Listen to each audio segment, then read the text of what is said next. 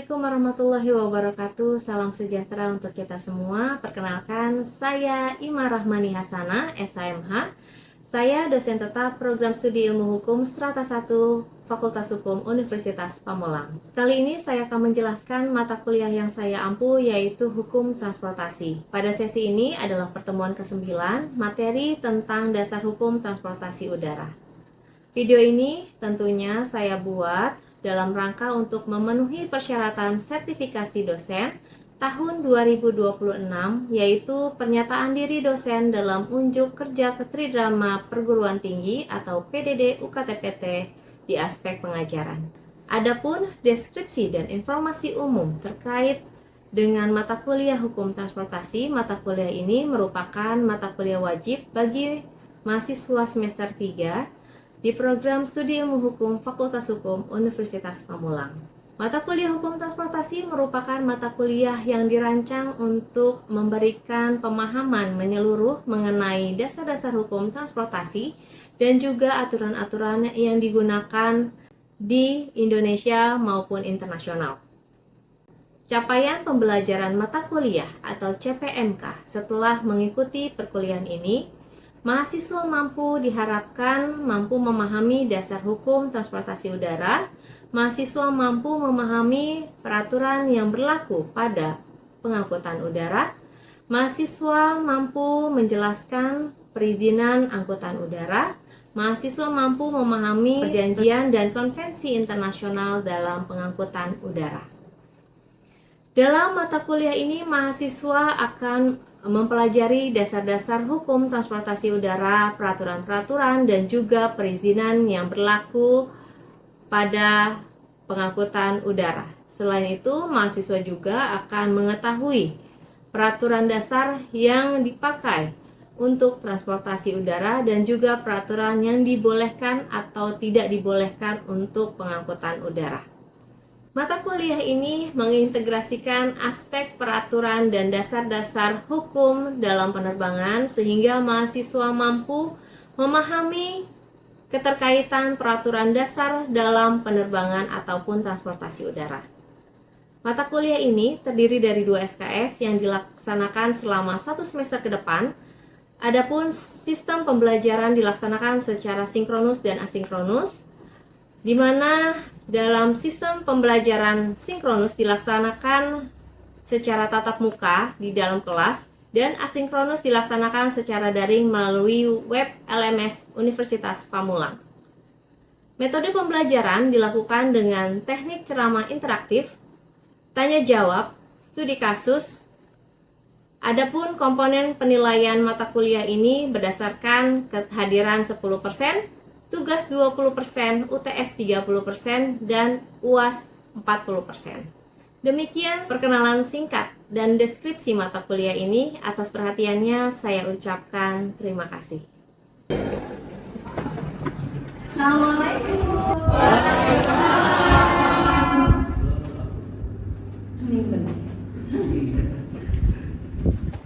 Oke, selamat pagi semuanya.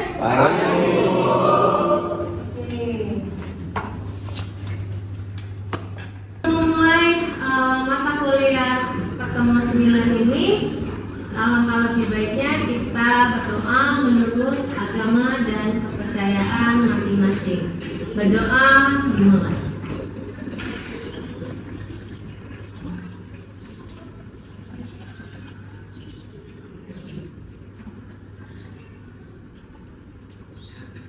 Baik, selesai.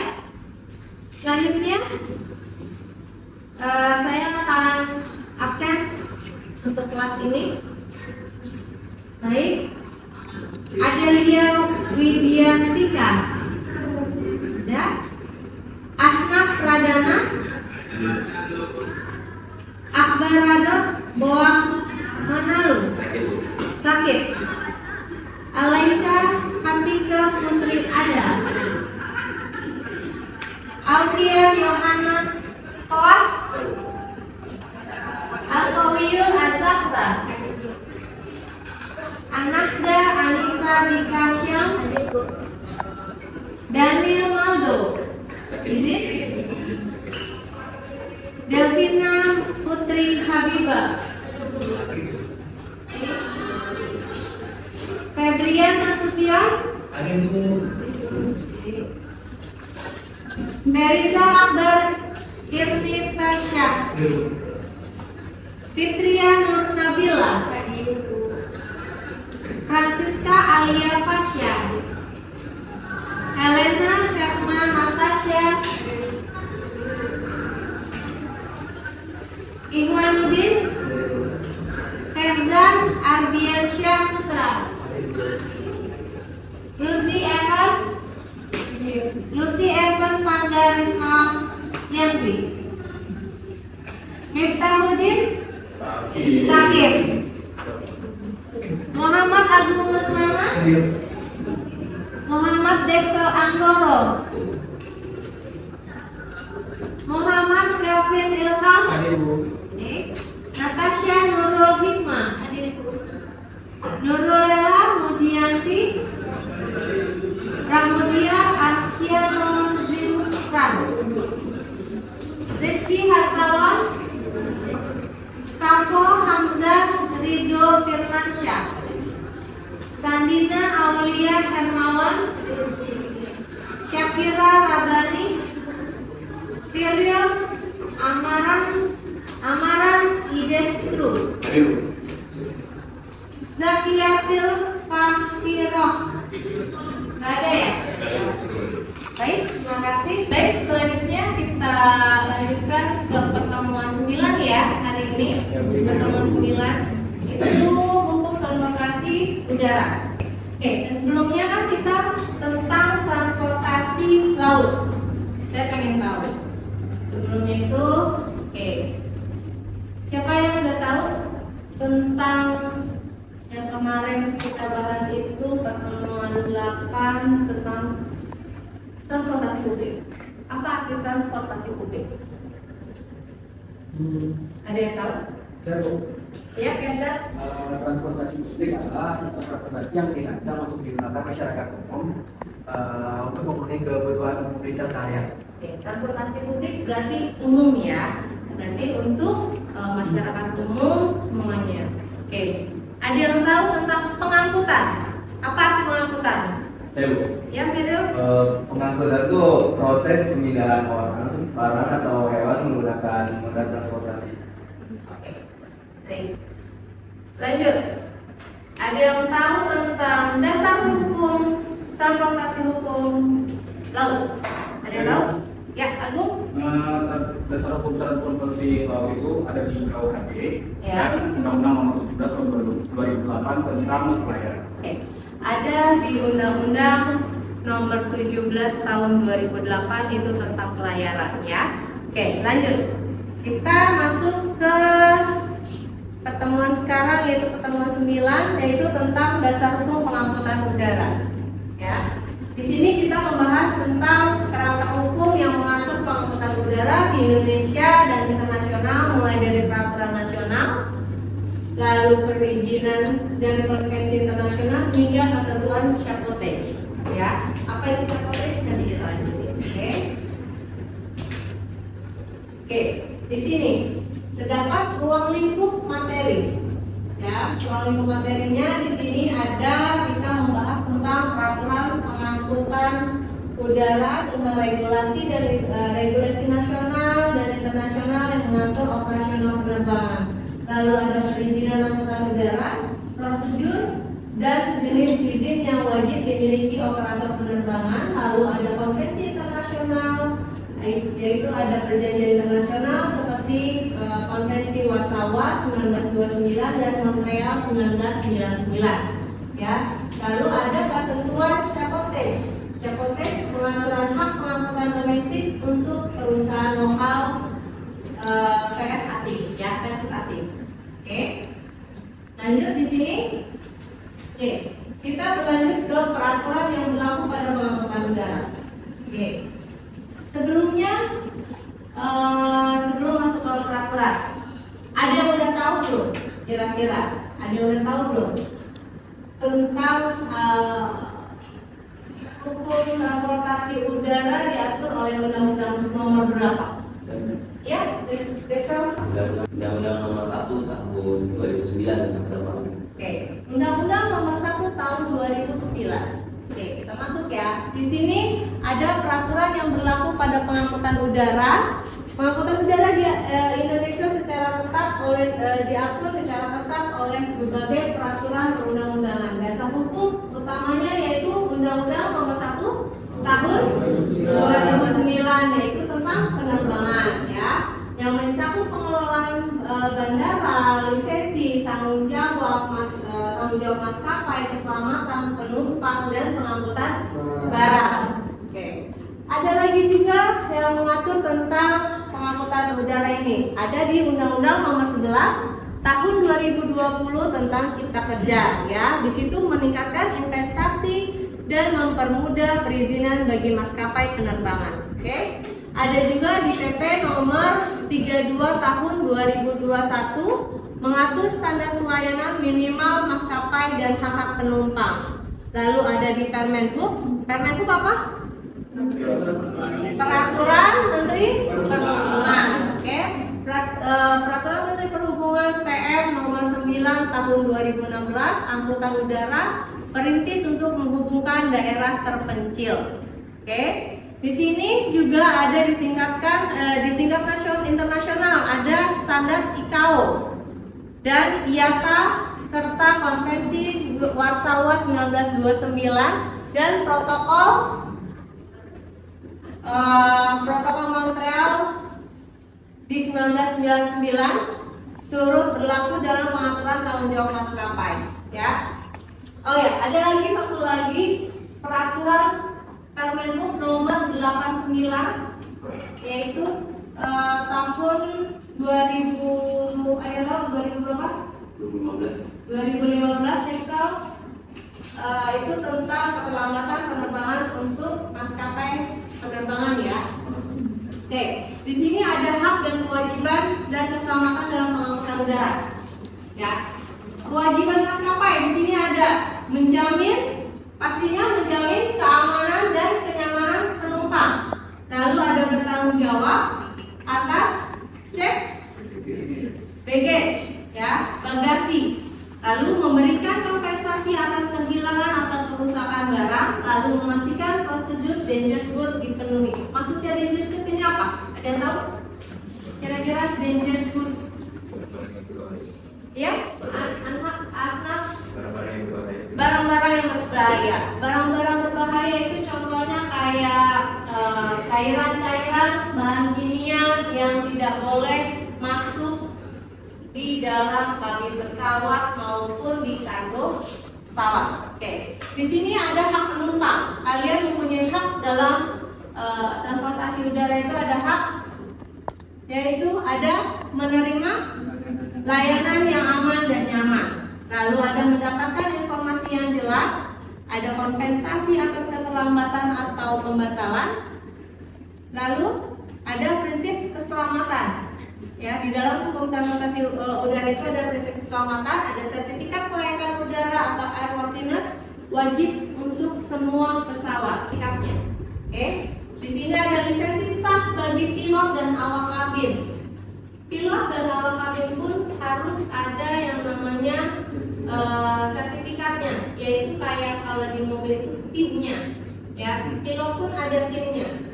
Oke, di sini ada perizinan angkutan udara. Di sini perizinan angkutan udara adalah serangkaian prosedur administratif yang wajib dipenuhi operator penerbangan diawasi oleh Direktorat Jenderal Perhubungan Udara. Tujuannya apa? Tujuannya memastikan standar keselamatan, keamanan, dan kelayakan yang tinggi. Lalu ada izin operasional untuk mencakup rute domestik dan internasional termasuk pengangkut penumpang dan kargo, ya. Oke, di sini ada yang mau ditanyakan? Tadi kan bilang ada apa biaya apa kompensasi untuk delay itu ada apa aja ya Bu? Oke. Untuk delay itu ada yang namanya diatur di Peraturan Menteri Perhubungan Nomor 89 Tahun 2015. ya. Ada di tahun 2015 di PM Menteri nomor 89 itu tentang keterlambatan atau delay apabila pesawat itu mengalami keterlambatan ya. Oke, itu ada kompensasinya dari mulai boleh dibaca nanti di sini ada dokumen yang diperlukan ya. Dokumen yang diperlukan apa aja nih pada saat operasional? Ada rencana operasional perusahaan penerbangan. Pastinya manajemen mempunyai perencanaan operasional perusahaan penerbangan ya.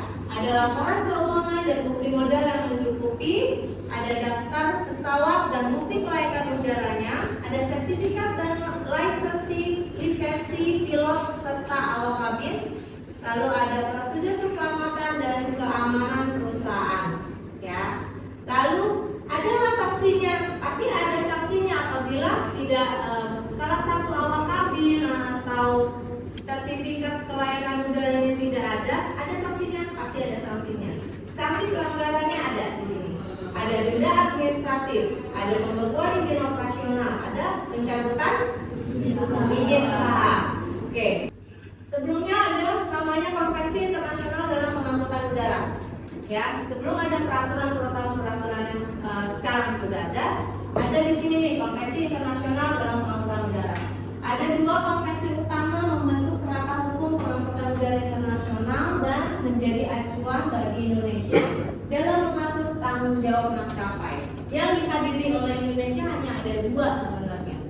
Ya, di sini ada Konvensi Warsawa 1929 dan Konvensi Montreal 1999.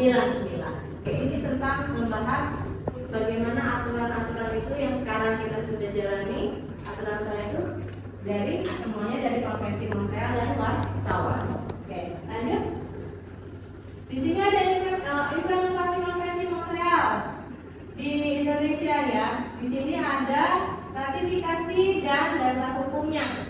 Oke, dasar hukumnya. Di sini ada Indonesia memenuhi Konvensi Montreal melalui peraturan Presiden nomor 95 tahun 2016 ya.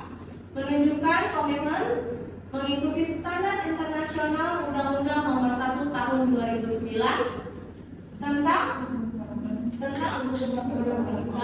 penerbangan ya. Undang-Undang Nomor 1 Tahun 2009 itu tentang penerbangan juga mengatur hak dan kewajiban penyedia jasa pengguna penerbangan ya. Lalu ada pendidikan publiknya, meningkatkan pemahaman masyarakat tentang hak-hak penumpang ya. Pendidikan publiknya ada nggak? Ada. Lalu ada pelatihan SGM. Oke, kita lanjut ke ketentuan cabotage ya. Ketentuan cabotage. Di sini ada cabotage. Cabotage itu adalah hak pengangkutan barang atau penumpang antara dua titik dari satu negara ya.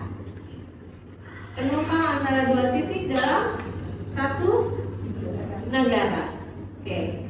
Di Indonesia ini diatur dalam Undang-Undang Nomor 17 Tahun 2008 tentang pelayaran. Tujuan cabotage itu melindungi industri transportasi domestik, menciptakan lapangan kerja, meningkatkan daya saing nasional dan mendorong kemandirian sektor maritim. Pengecualiannya di sini ada kapal asing dapat diberi izin khusus jika tidak ada kapal Indonesia yang mampu mengangkut kebutuhan tertentu dan atau dalam konteks perjanjian antar negara. Kenapa di sini ada peran pemerintahnya? Ada subsidi infrastruktur pelabuhan, insentif pajak bagi pelayaran lokal, pengawasan kapal asing dan peningkatan kapasitas SDM maritim. Kenapa sih kita harus ada kayak ketentuan cabotage ini? Ada yang tahu nggak? Ada yang tahu? Kenapa harus ada ketentuan cabotage? Karena kan kita kan kebanyakan lautan ya. Jadi kalau misalkan kita ke yang pulau yang kecil itu kita bisa dari memakai kapal jauh kan, ada bandara kecil memakai kapal, after itu dia memakai pelayaran udara laut seperti itu. Makanya itu ada namanya kapal jual capek, ada bagian ininya. Oke. Lalu lanjut. Di sini ada rangkuman. Oke, ada yang mau bertanya nggak? Kira-kira dalam mata kuliah hukum transportasi ini? Oke. Ya, Agung. Saya ini bertanya Bu, terkait ini. Jika terjadi kecelakaan pesawat, bagaimana sih pertanggungjawaban maskapai? Baik. Di dalam pertanggungjawaban maskapai itu ada tanggung jawab apabila terjadi kecelakaan, ya sudah diatur juga. Yang pasti kalau misalkan apabila penumpang tersebut meninggal, itu mendapatkan uang kompensasi itu sebesar 1,25 miliar maksudnya ya. Jadi dapat kompensasi 1,25 M. Apabila terjadi kecelakaannya itu penumpangnya itu misalkan dia cacat seumur hidup misalkan, itu mendapat kompensasi sebesar 500 juta gitu ya. Jadi apabila terjadi kecelakaan, maskapai kompensasi untuk penumpang yang meninggal itu mendapatkan 1,25 miliar, dan apabila terjadi cacat seumur hidup itu mendapatkan ganti rugi sebesar 500 juta gitu. Ya, oke. Ada lagi kira-kira yang mau bertanya? Ya, izin bertanya Ibu. Yang bagaimana prosedur penanganan jika terjadi pembajakan saat penerbangan berlangsung? Oke. Ini sebenarnya harusnya setiap maskapai itu, setiap penerbangan, setiap maskapai itu pasti sudah dilatih ya di dalam semua, baik itu awak kabin maupun pilotnya itu pasti sudah dilatih untuk apabila menghandle terjadi suatu pembajakan di pesawat ya. Pastinya ada prosedurnya, dia pasti sebelum dia berangkat itu ada yang namanya briefing ya, baik itu pilot maupun awak kabin pesawat. Jadi mereka briefing dulu nih sebelum mereka berangkat. Biasanya dia briefing dulu apabila terjadi pembajakan untuk masuk ke dalam flight deck atau ke tempat ruangan pilot itu, mereka pasti akan dikasih tahu gitu. Pasti ada kode-kodenya untuk memberitahukan bahwa pilot tersebut bahwa di dalam kabin ini terjadi pembajakan, biasanya seperti itu. Pastinya nanti after itu si pilot tersebut, si captain atau si FO-nya memberikan informasi ke ATC bahwa dia itu terjadi pembajakan di dalam pesawatnya mereka. Seperti itu biasanya menghandle untuk memberitahukan apabila terjadi pembajakan. Garis besarnya seperti itu ya. Oke? Makasih. Lanjut, ada lagi? Siapa? Ya, Ahnaf. Ini bertanya, di penerbangan biasanya ada peraturan bahwasanya dilarang membawa air lebih dari 100 mili. Itu kenapa sih? Itu pastinya untuk yang internasional ya. Kalau yang internasional itu kenapa sih nggak boleh yang namanya bawa air itu lebih dari 100 mili? Kenapa? Karena sebelumnya zaman dulu, sebelum ada aturan tersebut, bahwa karena cairan tersebut dibuat untuk menjadi bom. Nah, makanya kan dulu boleh bawa yang lebih dari 100 mili. Kalau yang 100 mili kan kalau misalnya 100 mili kan itu dia tidak istilahnya tidak kena jadi bom pun, tidak jadi ledakan yang biasa aja kan. Ya, kalau misalnya lebih dari 100 mili kan itu menjadi ledakan yang yang besar gitu ya. Jadi kenapa nggak boleh? Karena cairan tersebut disalahgunakan untuk menjadi senjata untuk membuat bom. Jadinya seperti itu. Ada lagi?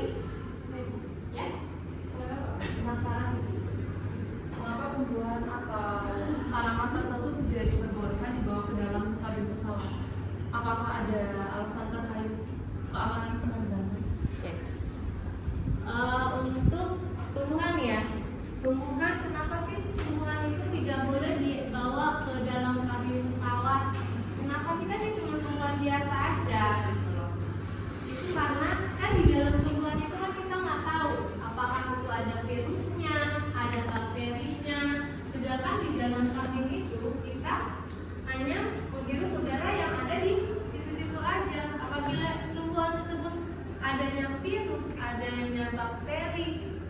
menghirup paman kita, otomatis kitanya juga terkena virus tersebut kan. Makanya kenapa sih tumbuhan itu nggak boleh yang namanya ditaruh di dalam kabin, dibawa ke kabin, apalagi ada akarnya, ada tanahnya terutama, itu kan ada hama-hamanya, ya.